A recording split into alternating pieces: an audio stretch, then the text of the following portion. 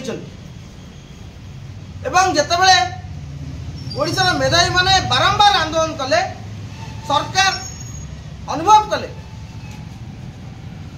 गोटे विराट बड़ निजुक्ति दुर्नीति होईची राज्य रे शह शह संख्या चाकरी बिक्री करा एवं सरकार अनुभव कर सरकार जीएपीजी डिपार्टमेंट 17/10/2024 मसीहा अक्टोबर 17 तारीख दिन जीएपीजी डिपार्टमेंट गोटे नोटिफिकेशन जारी कला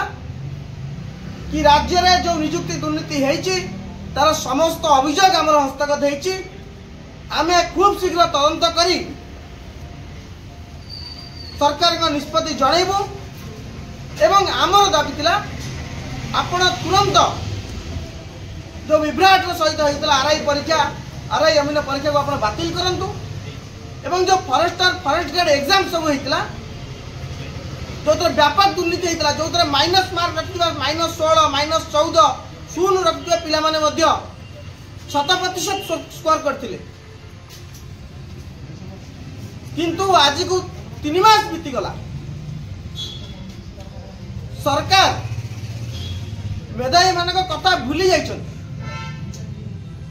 सरकार नाच गीतर मशगुल अछंती प्रवासी भारतीय सम्मेलन चली उत्सव चली एकाम्र उत्सव चली विभिन्न प्रकार नाच गीत चली किंतु सरकार मेधावी मानक जो दाबी थिला मेधावी मानक जो अन्याय होईची मुख्यमंत्री निजे पवित्र गृह रे कहले कि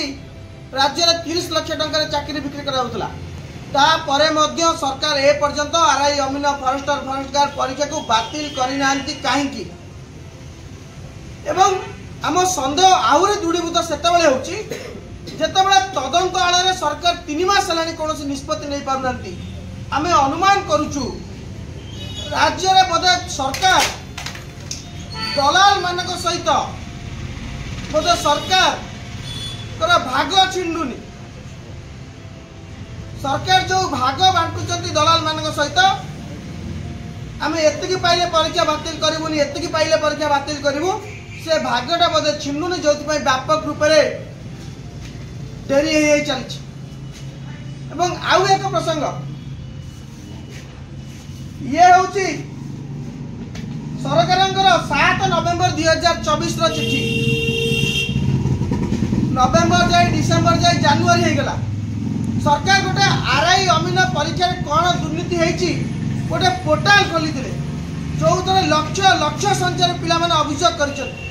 सरकार अभियोग आह्वान करथिले किंतु सरकार वर्तमान संख्या केते संख्यार अभियोग ग्रहण होईची एवं ता ऊपर कौन तदंत कराला ता मध्य सरकार जणाउ नाहंती एवं आउ एक विषय होची विभिन्न राज्य रे जो निजुक्तिर बयस सीमा रही 42 रही 43 रही 38 रही कौटी 48 रही किंतु ओडिशा रे ताको 32 रे सीमित रखिछन बारंबार कोविड आले 3 वर्ष पिला माने परीक्षा दे पाले नहीं 3 वर्ष धरी कोनोसी रिक्रूटमेंट प्रोसेस ही हला नहीं निजुक्ति बाहरला नहीं पिलांकर बयस गड़ी जाउची गोटिया गोटिया नोटिफिकेशन जहाँ 6 मास रे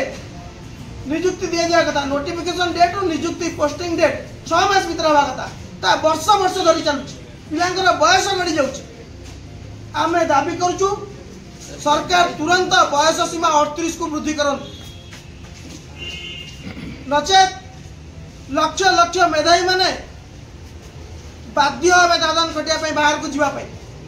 कारण बयस सीमार शेष बयस राशि उपनीत से माने निजुक्ति प्रक्रिया होनी परीक्षा बाहरुनी जो गुड़ा बाहर सब जगह हाईकोर्ट में चैलेंज होची न निजुक्ति दुर्नीति होची आमे दाबी करूछु जो मेधावी माने अछंती वर्ष वर्ष धरी परिश्रम करूछंती निजुक्ति बयस सीमा को 38 को वृद्धि करा जाऊ एवं जदि सरकार को आमे 5 दिन समय दउ आज 18 जनवरी 18 19 20 21 22 आमे सरकार को 5 दिन समय दउ आरआई अमीन फॉरेस्ट गार्ड तुरंत निष्पत्ति नियंतु एवं मेधावी निजुक्ति बयस सीमा को वृद्धि करंतु नचेत आगामी 23 तारीख दिन सारा ओडिशार मेधावी मानक आम आह्वान करुचु सरकार सहित सीधा सड़क निर्णायक लड़ाई हम एवं जहाँ परिस्थिति उपजिब से ओडिशा सरकार ओडिशा पुलिस ओडिशा शासन व्यवस्था ही दायी रही। धन्यवाद।